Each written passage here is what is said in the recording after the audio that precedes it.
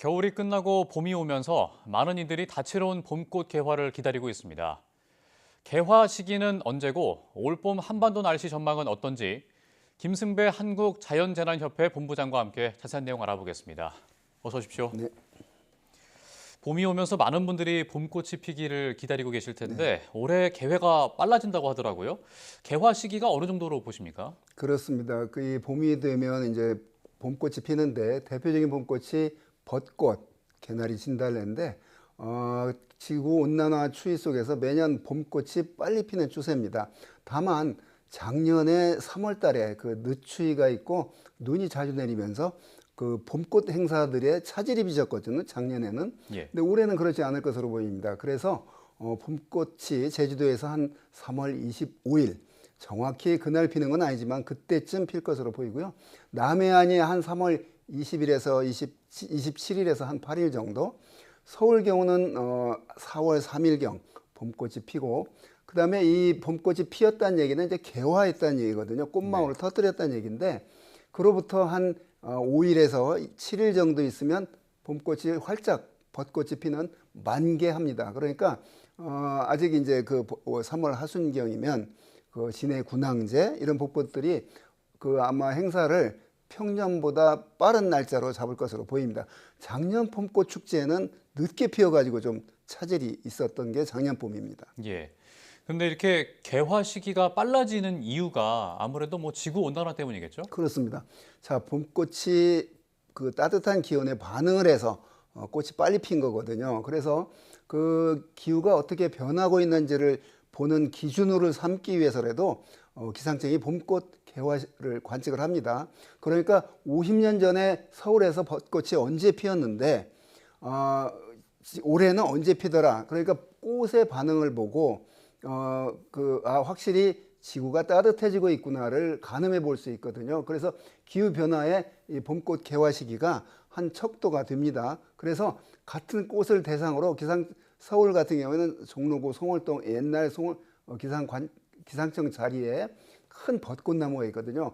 그 꽃이 언제 피었나를 기록을 합니다. 예. 이게 평년보다 확실히 빨리 피거든요. 올해도 평년보다 한 5일에서 7일 정도 빨리 필 것으로 전망이 되는데, 봄꽃이 빨리 핀다는 얘기는 그만큼 지구가 따뜻해졌다는 증표이기도 합니다. 예. 그럼 올해 벚꽃과 개나리 같은 주요 봄꽃들 있잖아요. 네. 예상 개화 시기를 한번 지역별로 설명을 해주시죠.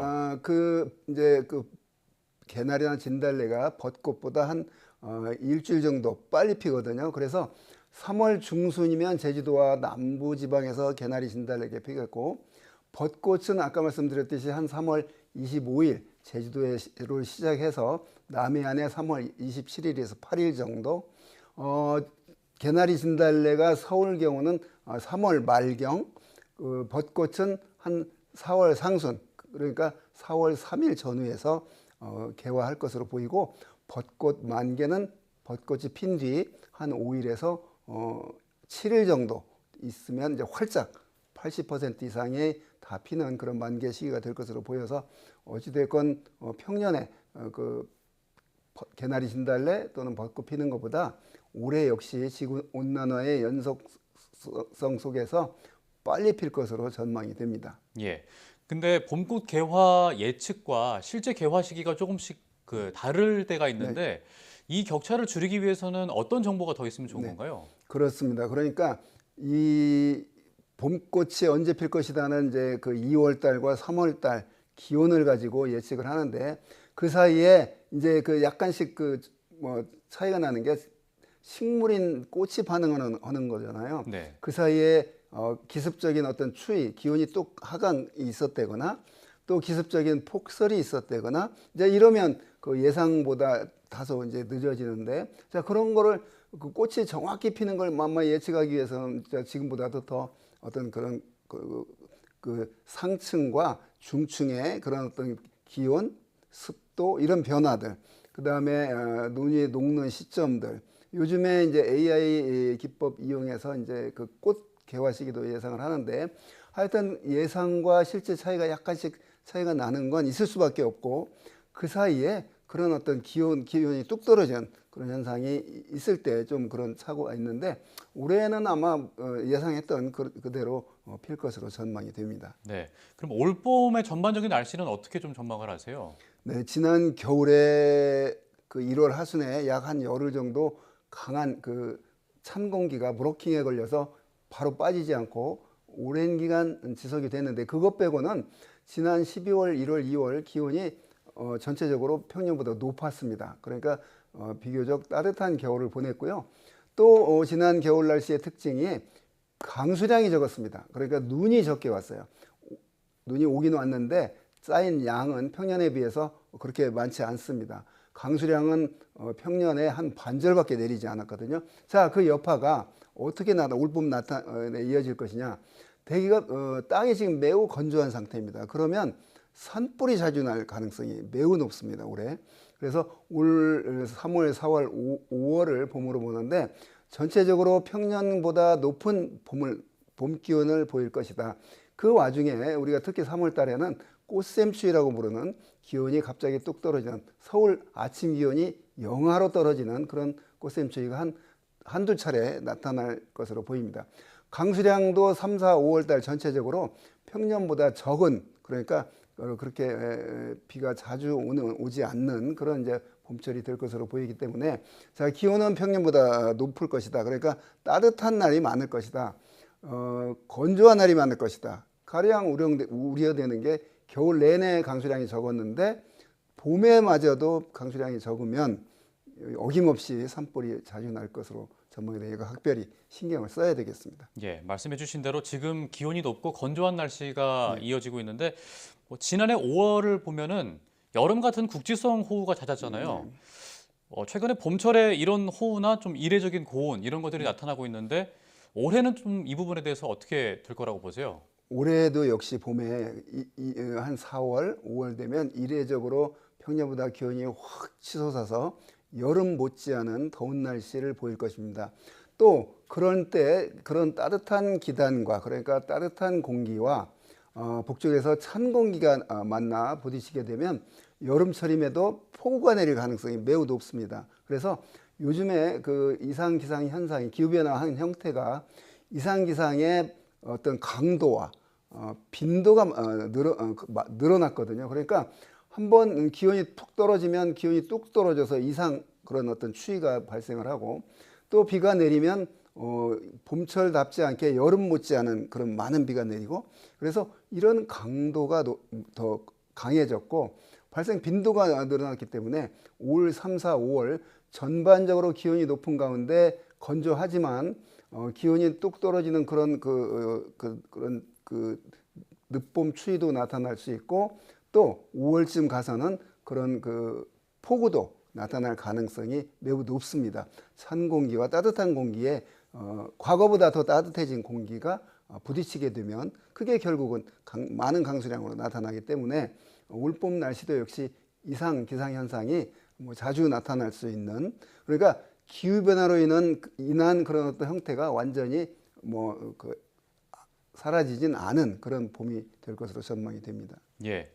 이상 기온 현상으로 매년 더 날씨를 예측하기가 어려워지는데 어떻게 좀 대비를 하면 좋을까요? 그렇습니다. 그러니까 이상해졌죠. 날씨가 이상 기상 형태를 보이는데 그 과거에도 오던 비가 더 강수량이 많아지고 이런 거니까 자, 이런 지구 온난화 속에서 발생하는 그런 기후 변화, 더 나아가서 기후 위기라고 그러니까 자, 봄을 지나서 올 여름 역시도 폭염 또 그런 폭우로 인한 피해가 발생할 수 있습니다.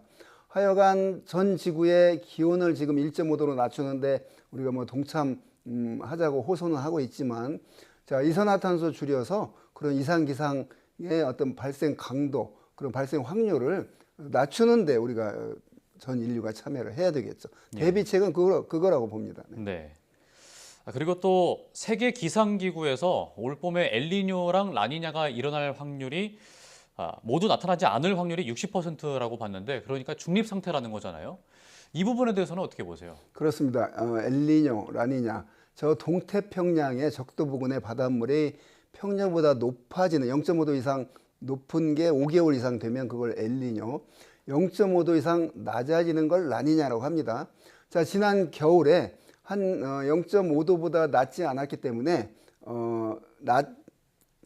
라니냐가 아니고 역시 중립 상태였거든요. 그런데 앞으로 3, 4, 5월 달 WMO가 예측했듯이 그 엘니뇨나 라니냐가 나타나지 않고 0.5도 높거나 0.5도 낮을 확률이 없다. 그러니까 중립 상태가 이어질 것이다. 그러니까 바닷물의 온도가 한 0.3도 높으면 엘니뇨가 아니거든요. 예. 0.3도밖에 낮지 않으면 라니냐가 아닙니다. 자, 그렇게 된다면 올봄 날씨 우리나라에 영향을, 전 지구에 영향을 주는 게 저 바닷물의 온도가 높거나 평년보다 낮아서 엘니뇨나 라니냐로 인한 그런 그 전 지구적인 영향보다는 각 지역마다의 그 어떤 지역적인 특성, 우리나라 같으면 삼면 바닷물의 온도, 이게 과거보다 확실히 높아졌거든요. 예. 자, 이런, 그 다음에 저 북쪽에서 내려오는 북쪽의 시베리아 부근에 눈이 얼마나 빨리 녹을 것인가?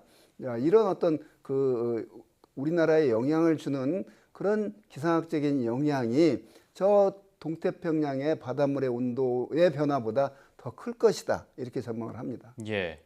또 봄철마다 반복되는 황사나 미세먼지도 좀 큰 영향을 주는데 올봄의 대기질과 기상 여건에 대해서는 어떻게 전망을 하세요? 그렇습니다. 그 지난 2월 22일 날 고비 사막 내몽골에서 불려 올라간 황사가 북서풍을 타고 우리나라에 와서 평년보다 미세먼지 농도가 한 10배 정도 높은 날이 하루 나타나는데 네. 올해 역시 이제 그런 조건이 앞으로 3월, 4월, 지금 5월 되면 더 높아집니다. 왜냐하면 그쪽에 워낙 건조한 지역인데 겨우내 뭐 그렇게 눈이 많이 오지도 않았지만 이제 이게 여기가 강한 햇빛을 받으면 저기압이 발달하고 그러면 강한 상승기류가 발생을 하고 그러면 거기에 그 황토고원이나 고비사막, 내몽골의 그 흙먼지들이 불려 올라가게 되고 이게 바람이 맞으면 우리나라에 어김없이 올 수 있는데 3, 4, 5월 달이 원래 이제 황사의 계절이기도 하고 또 그 황사가 아니래도 우리나라에서 발생하는 그 미세먼지